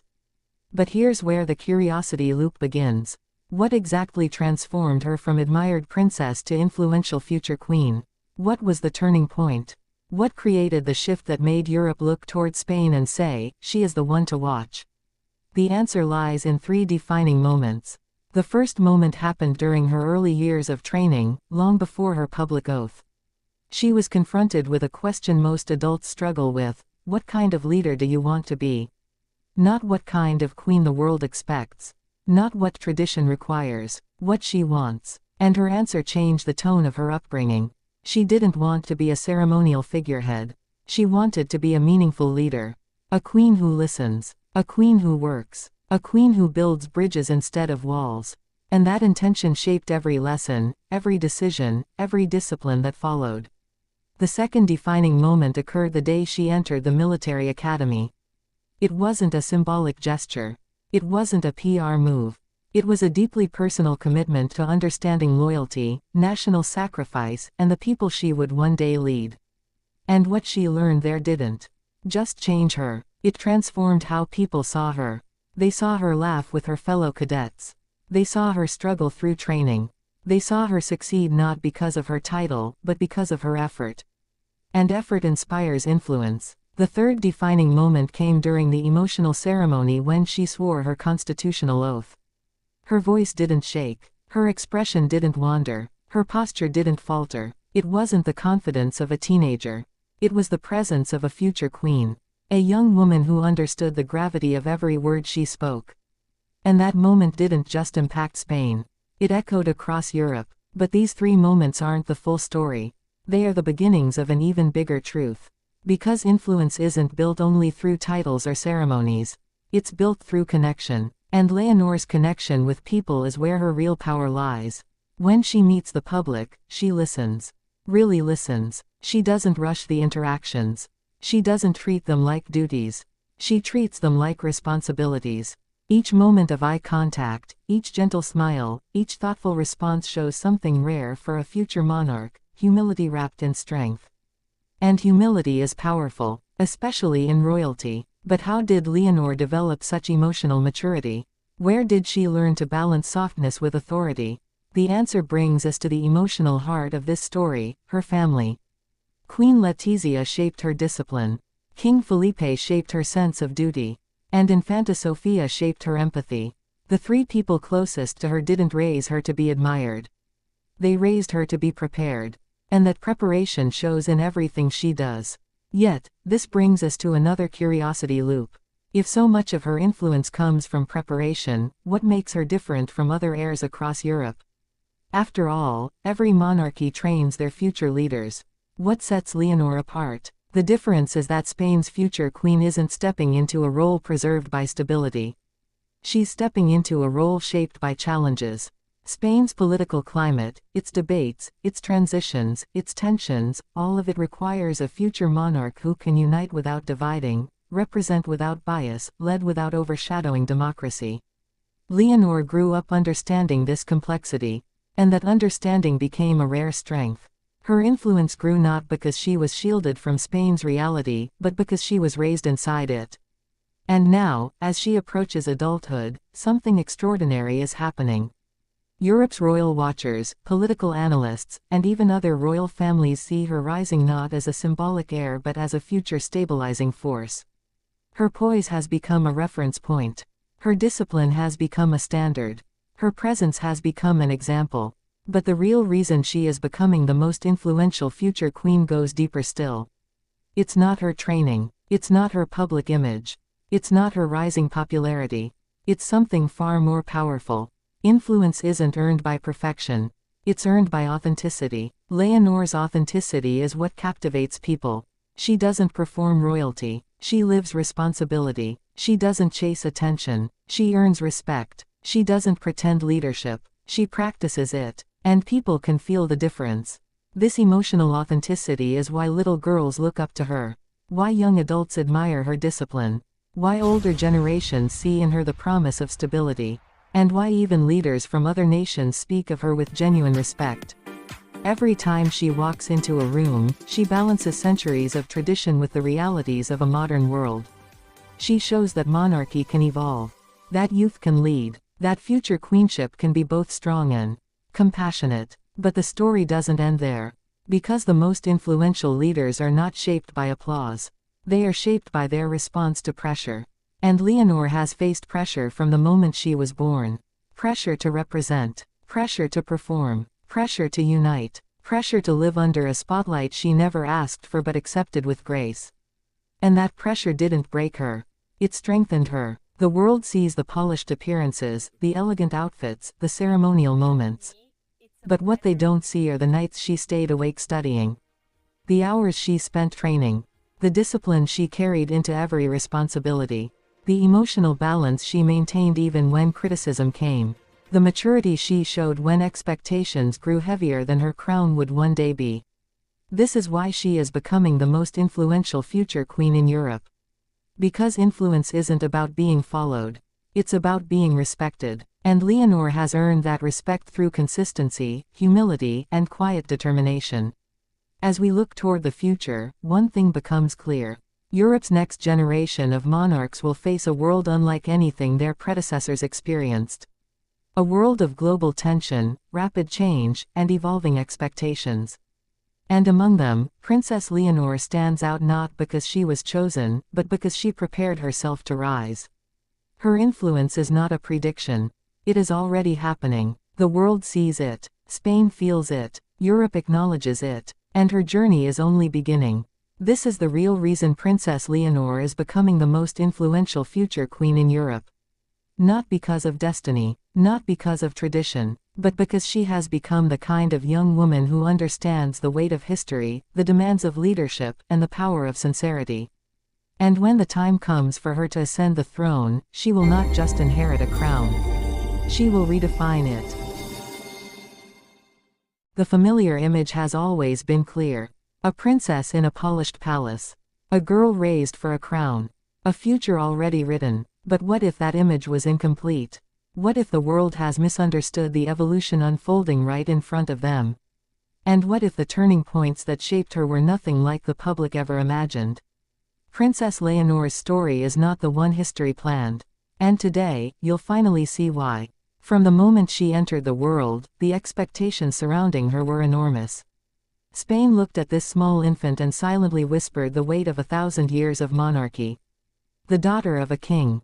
The heir to a throne. The symbol of continuity in a nation that has fought, fractured, healed, and rebuilt across generations.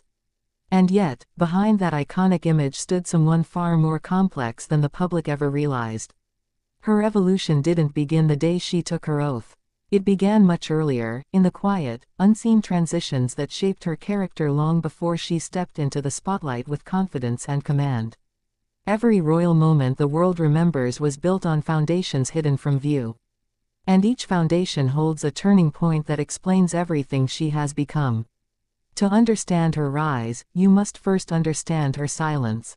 For years, Princess Leonor grew under extraordinary public attention, yet maintained a striking calmness.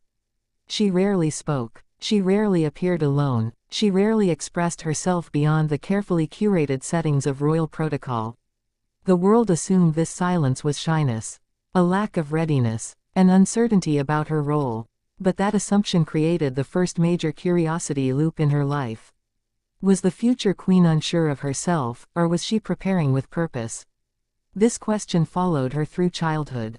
While the tabloids speculated, something entirely different was happening behind palace doors. Her parents were not raising her to be ornamental royalty. They were raising her to be operational royalty. Instead of polishing her into a ceremonial figurehead, they were shaping her into a functional leader with the discipline, self-control, and stamina to withstand the pressures of modern monarchy. And that training required silence, observation, study, listening, absorbing, internalizing. Her silence was not a weakness. It was her first preparation phase. But the world didn't notice. Not yet. Then came the second major turning point, her education. As outsiders wondered why Spain's future queen seemed so shielded, she was entering one of the most rigorous and demanding academic journeys any heir to the throne has ever taken. Language mastery, history, constitutional law, diplomacy, ethics, international relations. She wasn't simply learning how to stand beside a throne. She was learning how to uphold it. And here lies the hidden transformation. Leonor was not just being educated. She was being hardened, not in the cold sense, but in the sense of resilience. The world tends to view royalty through glamour. Yet true monarchy is a lifelong test of pressure, responsibility, and self-sacrifice. Before she could carry the crown on her head, she had to carry the weight of it in her mind. As these academic years unfolded, something deepened inside her, a quiet discipline, a strong moral framework, a gentle but firm understanding of duty. But still, the public saw only curated appearances. So the narrative continued. Is she too soft, too sheltered, too young? And just when those questions began to grow louder, the next turning point arrived. Her first major speech. The moment the world finally heard her voice. It wasn't timid. It wasn't uncertain. It wasn't rehearsed into stiffness. It was controlled yet natural. Youthful yet dignified. A voice carrying both clarity and intention. That single moment shattered the misconception the world had built around her. The curiosity loop snapped open. If she had this strength now, what else had she been quietly preparing for? But her evolution didn't accelerate there. It exploded. Her move to UWC Atlantic. A school known globally for shaping future leaders, diplomats, thinkers, and changemakers. Not a royal bubble, not a palace-controlled environment, but an international crucible of cultures, ideas, and worldviews. Here, she wasn't the heir. She was simply Leonor, a teenager learning, integrating, debating, and understanding the world outside her royal lineage. This was the moment Spain's future queen stepped into the global arena. And if the world thought she would simply blend in, they were mistaken. What she gained there was not just education, but perspective. An understanding of how young leaders view conflict, peace, climate, migration, technology, and cultural change. A realization that monarchy cannot survive on tradition alone. It must adapt, modernize, engage. This experience sharpened her sense of purpose. It carved her worldview. And when she returned to Spain, the difference was unmistakable. Her voice matured, her posture strengthened, her gaze steadied. She no longer looked like someone stepping into the role someday. She looked like someone already carrying it. Then came the oath, her most defining moment, a turning point not only for her career, but for the monarchy itself. In that solemn room, surrounded by history, politics, and global attention, she spoke with precision. Confidence, responsibility, and something deeper. She wasn't just reciting a constitutional statement. She was marking a transition from preparation to performance. From learner to leader. This moment created a shift felt across generations. Older Spaniards saw continuity. Younger Spaniards saw renewal. The world saw a modern royal who understood the gravity of her position. And her family, especially Queen Letizia and King Felipe, saw the fulfillment of years of private effort and guidance. A daughter not molded by pressure but strengthened by preparation. But evolution does not stop at a ceremony. Another curiosity loop opened. Now that she took her oath, how would she lead? This question guided the next chapter of her transformation: military training. A pivotal decision, a demanding journey, a symbolic and functional necessity. Many heirs train militarily, but very few embrace it with the level of commitment she showed. She wasn't merely completing a requirement. She was pushing her limits. Grit, exhaustion, precision, endurance, discipline, teamwork. The training wasn't meant to make her a soldier. It was meant to make her a leader who understands sacrifice, hierarchy, and national service.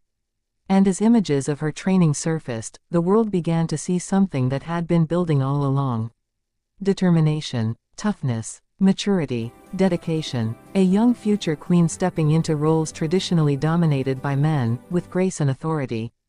The public narrative shifted again. The evolution became unmistakable. The turning points were no longer invisible. They were publicly unfolding. But another, quieter shift was happening behind the scenes: her relationship with the people. Not a romantic relationship, a civic relationship, a sense of connection that made her more than a symbol. She began showing comfort in public spaces, genuine appreciation when speaking with citizens, a calm and open demeanor during ceremonies, and a presence that blended warmth with leadership.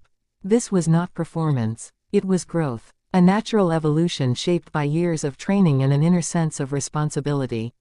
With every appearance, another curiosity loop emerged. What kind of queen will she be? The traditional kind who preserves monarchy through ceremony, or the modern kind who strengthens it through transparency, empathy, and connection? That question remains open, and it's one of the reasons her journey captivates so many. Her evolution is still unfolding. Now we reach the deeper dimension of her turning points: family dynamics. The world tends to idealize royal families, but behind their polished appearances lie complex emotions. The tension between public duty and private life. The pressures placed on parents raising a future monarch. The sacrifices siblings must make. The responsibilities that override personal desires. Within this environment, Leonor developed resilience. She watched her father guide a country through challenging years. She saw her mother redefine the role of a modern queen through professionalism, balance, and strict sense of ethics. And she learned from both of them that leadership is not inherited. It is built. These family lessons became crucial turning points. Discipline without coldness, strength without rigidity, empathy without weakness, professionalism without distance. Each quality woven into her character through daily example rather than royal instruction. As she continues her path, the evolution becomes richer. She begins attending high-level events with increasing independence. She speaks more frequently, each time with greater ease. She embraces her roles with visible commitment. She balances tradition and modernity. She communicates with subtlety, maturity, and purpose. And she carries an air of steady confidence that signals a future queen who will grow stronger with time. But beneath all this lies the final, profound curiosity loop. What turning points still await her? Her evolution is far from complete. And every future milestone has the potential to redefine her reign. The first major official tour. The first major speech before world leaders. The dynamics of her public identity. The challenges Spain may face. The transformation of monarchy in a rapidly changing world.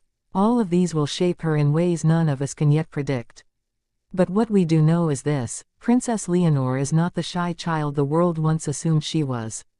She is the product of years of deliberate preparation, emotional grounding, academic discipline, and family guidance. Her evolution is not random. It is intentional. And her turning points are not accidents. They are milestones of growth. As she continues rising, the world watches not out of curiosity alone, but out of fascination. A future queen shaped by silence, discipline, education, public duty, military training, and emotional strength. A leader evolving through each turning point, shedding misconceptions and stepping boldly toward her destiny. This is the evolution of Princess Leonor. A story still being written. A journey still unfolding. And a future that promises to redefine what modern royalty can be. Context lean. Another day in the Spanish royal family. Another ceremony. Another tradition. Scroll stopping interjection. Until suddenly, everything changes with a single symbol of power. Contrarian snapback. Because the moment Queen Sofia receives the historic Golden Fleece, Princess Leonor and Infanta Sofia step forward in a way no one expected, revealing something about Queen Letizia that shifts the entire royal narrative. This is the story behind the moment Spain didn't see coming, the moment that blended legacy, loyalty, and Letizia's quiet but unmistakable influence. Like and subscribe to Future Queen Chronicle for more daily royal updates. The scene begins inside the heart of Spanish monarchy, where heritage is not spoken loudly but breathed silently. Ceremonies of the Order of the Golden Fleece are rare, symbolic, and deeply tied to Spain's past. Yet on this day, it is not only history that enters the room, it is the future. And it walks in the shape of two young royals, Princess Leonor and Infanta Sofia. As Queen Sofia stands before them, receiving the Golden Fleece, something subtle but powerful unfolds. The cameras flash, the palace murmurs, but behind the formality, a story of 3 generations of queens is quietly reshaping itself. For years, Queen Sofia was the unshakable backbone of the monarchy. Her dignity, her endurance, her sacrifices, they built the stability that Princess Leonor now inherits. But today, the Golden Fleece becomes more than a decoration. It becomes a bridge between past and future. And Leonor knows it. You can see it in the way she looks at her grandmother with pride that does not need to be spoken. It is the gaze of a future queen honoring the queen who came before. But it is Infanta Sofia who surprises everyone. Always supportive, always by her sister's side, she steps closer than expected, showing a strength that many underestimated. Sofia mirrors Leonor's respect, yet adds her own warmth, the warmth that has always made her the quiet pillar behind her sister. This moment is not only Leonor's inheritance. It is theirs, shared. As Queen Sofia accepts the historic honor, the room feels different.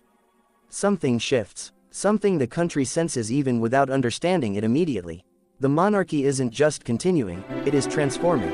And then, there is Queen Letizia. Observers expected her to remain distant, formal, impeccably reserved. But today, Letizia's true attribute appears more clearly than ever. Not in words, not in gestures, in presence. She stands slightly behind, not overshadowing, not intruding. Letizia lets Sofia shine. She lets Leonor reflect the legacy. She lets Queen Sofia receive her moment of recognition with no competition, no noise. Her restraint is her strength. Her silence is her signature. Letizia has often been described as modern, calculated, strategic. But in this ceremony, what she shows is something else entirely. She shows respect for history. Respect for the mother-in-law who endured difficult years. Respect for the position her daughters will someday inherit. And a mastery of timing that proves why her influence in the royal family is deeper than many are willing to admit. When Queen Sofia turns with the Golden Fleece resting proudly upon her, her eyes fall on Leonor and Sofia together. For a brief second, her face softens. She sees her legacy reflected in them. They are her past and Spain's future, standing side by side. The image becomes iconic immediately. But it is the dynamic behind it that keeps unfolding as the ceremony continues. Every royal gesture becomes a coded message. Leonor steps forward first, not because she is the eldest, but because she is being slowly shaped into the queen Spain is preparing for. Sofia steps next, showing unity. And Letizia remains steady behind both daughters, subtly guiding the stage without taking the spotlight. 3 queens, each with their own role. Past, present, future. The curiosity begins to grow. Why now? Why this ceremony? Why the golden fleece to Queen Sofia at this precise moment? The answer lies in the shifts happening within the monarchy. As Leonor's public duties increase, and Sofia grows into her supporting role, the royal house must strengthen its emotional connection to its history. Queen Sofia receiving this honor reinforces continuity and stability. It tells the world that the monarchy is not divided, not drifting, but united across generations. Another layer emerges. Observers notice how Leonor, now carrying the calm authority she has built through the military academies, shows a new maturity. She does not try to lead the room. She simply exists in it with presence. That alone commands respect. Sofia, confident yet gentle, brings balance. Letizia, poised and controlled, ensures the ceremony flows with harmony. Then comes the unexpected moment that truly seals the emotional weight of the event. Queen Sofia, after receiving the golden fleece, reaches toward Leonor with an expression full of tenderness. No speeches, no grand declarations, just a quiet exchange of meaning. A symbolic passing of blessings from a grandmother to the future Queen of Spain. Sofia watches with admiration, almost protective, as if guarding the legacy that will one day define her sister's entire life. Letizia subtly steps closer, acknowledging the bond between them without inserting herself. She understands the importance of this small gesture. She knows this moment will be replayed, analyzed, and remembered. And she allows it to unfold naturally. This is Letizia's attribute, knowing when to lead and when to step back. The ceremony continues, but the emotional center has already shifted. People watching can feel it. A new era is quietly taking form. An era built on the strength of 3 women. Queen Sofia, handing down tradition. Queen Letizia, shaping the present. Princess Leonor, carrying the future. And Sofia, reinforcing the unity that binds them all. As the event draws further, the palace atmosphere becomes a character of its own. Walls rich with history witness a moment that feels almost sacred. Leonor and Sofia walk in sync behind Queen Sofia, creating a visual echo of continuity. Letizia follows with grace, her presence grounding the scene. Behind the scenes observers note how Letizia's eyes never leave her daughters. Every detail matters to her. Their posture, their composure, their interaction with their grandmother. It is a mother's vigilance blended with a queen's sense of responsibility. She is preparing Spain's next monarchs with a precision rooted not in ambition, but in duty. A curiosity loop opens again. What does this moment symbolize for the relationship between Letizia and Queen Sofia? For years, rumors painted tension, distance, disagreements. But on this day, the narrative shifts. Sofia receiving the golden fleece with Letizia standing respectfully by her side sends a message stronger than any public statement. It is a message of unity. Not perfect, not forced, but necessary, and genuine enough to stabilize the monarchy's image. As the ceremony transitions to the closing moments, Leonor and Sofia remain attentive, poised, absorbing every nuance. They are learning not only protocol, but identity. Each step they take mirrors decades of royal tradition. Yet each gaze they share with their grandmother brings warmth that tradition alone cannot offer. Another layer of depth reveals itself. Queen Sofia's legacy is not only about the past. It is about resilience, dignity, continuity. Letizia's legacy is about modernization, discipline, clarity. Leonor's legacy will be leadership. Sofia's will be support and harmony. Together, they create a complete circle of monarchy, something Spain has not witnessed in decades. The camera captures a final moment. All 4 women aligned, connected by purpose. The golden fleece gleams under the palace lights. Leonor stands tall, Sofia stands strong, Letizia stands steady, and Queen Sofia stands honored. The past, present, and future blend into one powerful frame. As the ceremony concludes, the audience understands something deeper. This was not just an award, not just a royal ritual. This was a statement of unity. A confirmation that the monarchy is entering a new chapter with clarity and emotional coherence. And the presence of Leonor and Sofia beside Queen Sofia proves that Spain's royal future is not in question, it is unfolding with purpose. And as always, thank you for watching Future Queen Chronicle. Stay with us for more royal updates and stories that shape the crown. Context real. Anoté veïn d'Spanish Royal Family. Anoté ceremony. Anoté tradition. Scrollstopping interjection. Until suddenly, everything changes with a single symbol of life. Contrarians nampak. Per causa de moment que en Sofia receives the historical influence, Princess Leonor and Infanta Sofia step forward in a way no one expected, revealing, submitting about Ken Letizia that shifts the entire royal narrative. This is the story behind the moment Spain didn't see coming, the moment that blended legacy, loyalty, and Letizia's quiet but unmistakable influence. Like and subscribe to Future Ken Chronicle for more daily royal updates. The scene begins inside the art of Spanish monarchy, where heritage is not spoken loudly but breathed silently. Ceremonies of the Order of the Golden Fleece are rare, symbolic, and deeply tied to Spain's past. Yet on this day, it is not only history that enters the room, it is the future. And it walks in the shadow of two young royals, Princess Leonor and Infanta Sofia. As King Sofia stands before a temple, receiving the golden fleece, submitting sucle but powerful unfolds.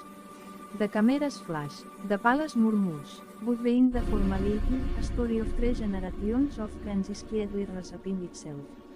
For years, Queen Sofia was the unshakable backbone of the monarchy. Her dignity, her endurance, her sacrifices, they built the stability that Princess Leonor now inherits. But today, the golden fleece becomes more than a decoration. It becomes a bridge between past and future. And Leonor knows it. You can see it in the way she looks at her grandmother with pride that does not need to be spoken. It is the gaze of a future king honoring the king who came before. But it is Infanta Sofia who surprises everyone. Always supportive, always by her sister's side, steps closer than expected. Showing a strength that man underestimated. Sofia mirrors Leonor's respect, yet adds her own warmth, the warmth that has always made her the quiet pillar being her sister. This moment is not only Leonor's inheritance. It is theirs, Saret. As King Sofia accepts the historic honor that brings her Submitting the country senses even without understanding it immediately. The monarchy is not transforming, it is transforming. And then, there is King Letizia. Observers expected her to remain distant, formal, impeccably reserved. But today, Letizia's true attribute appears more clearly than ever. Not in words, not in gestures, in presence. She stands slightly vain, not overshadowing, not intruding. Letizia lets Sofia sing. She lets Leonor reflect the legacy. She lets King Sofia receive her moment of recognition with no competition, no noise. Her restraint is her strength. Her silence is her signature. Letizia is often being described as modern, calculated, strategic. But in this ceremony what she shows is submitting al entirely. She shows respect for history. Respect for the mother-in-law who endured difficult years. Respect for the position her daughters will someday inherit. And the mastery of timing that proves why her influence in the royal family is deeper than many are willing to admit. When Queen Sofia turns with the golden fleece resting proudly upon her, her eyes fall on Leonor and Sofia together. For a brief second, her face softens. She sees her legacy reflected in them. They are her past and Spain's future, standing side by side. The image becomes iconic immediately. But it is the dynamic behind it that keeps unfolding as the ceremony continues. A very royal gesture becomes a coded message. Leonor steps forward first, not because she is the eldest, but because she is being slowly shaped into the king Spain is preparing for. Sofia steps next, showing unity. And Letizia remains steady behind both daughters, subtly guiding the stage without taking the spotlight. 3 kings have stay on role. Past, present, future. The curiosity begins to grow. Why now? Why this ceremony? Why the golden fleece to King Sofia at this precise moment? The answer lies in the shifts happening within the monarchy. As Leonor's public duties increase, and Sofia grows into her supporting role, the royal house must strengthen its emotional connection to its history. King Sofia receiving this honor reinforces continuity and stability. It tells the world that the monarchy is not divided, not drifting, but united across generations. Anotel la emerges. Observers notice ou Leonor, now carrying the calm authority seas built through the military academies, shows a new maturity. She does not tolerate the wrong. She simply exists in its presence. That alone commands respect. Sophia, confident yet gentle, brings balance. Letizia, poised and controlled, ensures the ceremony flows with harmony. Then comes the unexpected moment that truly seals the emotional weight of the event. Ken Sophia, after receiving the golden fleece, reacts toward Leonor with an expression full of tenderness. No speeches, no grand declarations, just a quiet exchange of meaning. A symbolic passing of blessings from a grandmother to the future King of Spain. Sophia watches with admiration, almost protective, as if guarding the legacy that will one day define her sisters until alive. Letizia subtly steps closer, acknowledging the bond between them without inserting herself. She understands the importance of this small gesture. She knows this moment will be replayed, analyzed, and remembered. And she allows it to unfold naturally. This is Letizia's attribute, knowing when to lead and when to step back. The ceremony continues, but the emotional center has already shifted. People what king can feel it. A new era is quietly taking form. An era built on the strength of three women, Ken Sophia, handing down tradition, Ken Letizia, shaping the present, Princess Leonor, carrying the future, and Sophia, reinforcing the unity that binds them all. As the event draws further, the palace atmosphere becomes a character of its own. Whilst rich with history witness a moment that feels almost sacred. Leonor and Sophia walk in vain Ken Sophia, creating a visual echo of continuity. Letizia follows with grace, her presence grounding the scene. Being the scene's observers note how Letizia's eyes never leave her daughters. Every detail matters to her. Their posture, their composure, their interaction with their grandmother. It is a mother's vigilance blended with a keen sense of responsibility. She is preparing Spain's next monarchs with a precision rooted not in ambition but in duty. A curiosity loop opens again. What does this moment symbolize for the relationship between Letizia and Ken Sophia? For years, rumors painted tension, distance, disagreement. But on this day, the narrative shifts.